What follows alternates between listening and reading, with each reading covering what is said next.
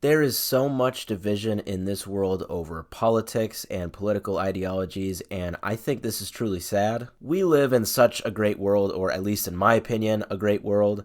This is just such a great time to be alive. Why waste it being mad at others just because you don't see eye to eye on certain things? And sure, I get that some things can be more important to you than others, but for the most part, I'm a big believer in one word: respect. You can disagree with someone and still respect them. You can even disagree with someone over something that you really believe in, and you can still respect them. I definitely do not think that something like a political or cultural debate should ever get so out of hand that things get physical. But that is exactly what happened last Thursday at San Francisco University. So there's this former NCAA swimmer named Riley Gaines who was speaking at a Turning Point USA event. If you're unfamiliar with them, they're basically I believe, a more conservative-leaning group that holds events at colleges and universities. And anyway, Riley Gaines was speaking on why she opposes allowing male-to-female transgender athletes to participate in women's sports. Now, I know you've heard about this before, okay? This has been an ongoing conversation for years now in the United States.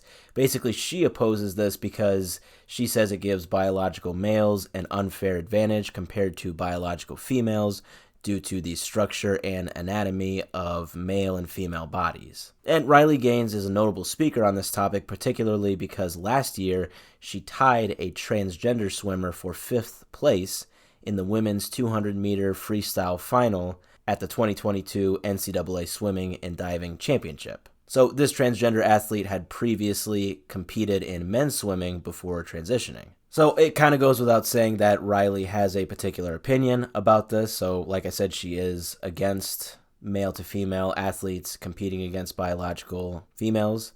So Riley was speaking at this event. According to her, things were very peaceful. She made a very civil speech. She says there were protesters there, but they were just sitting there and listening at first, just being overall respectful and not really doing anything. But after the speech is where things went south. So she said, quote, "All of a sudden, after my speech, the room was stormed, the lights were turned off, and I was rushed with no one there to escort me to a safe place," end quote. She was allegedly attacked physically by one of the protesters. She was struck twice, she says, with one of the strikes hitting her face. She ended up escaping to a different classroom in the same building that she was already speaking in.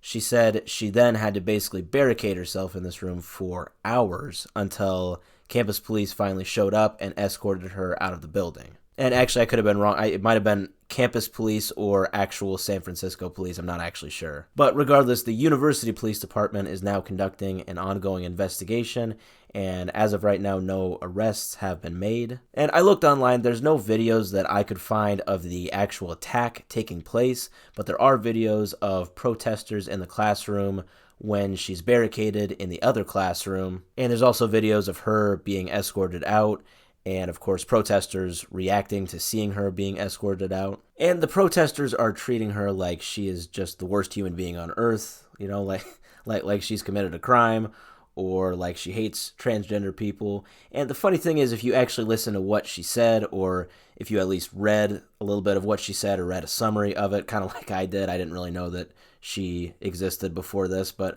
I read up on basically what she said. It's really not hateful at all, okay? She's not saying she wants to ban transgender people from competing in sports at all, or punish them in some way. She's literally just making her argument of why she thinks male-to-female transgender athletes should not be allowed to compete against biological females.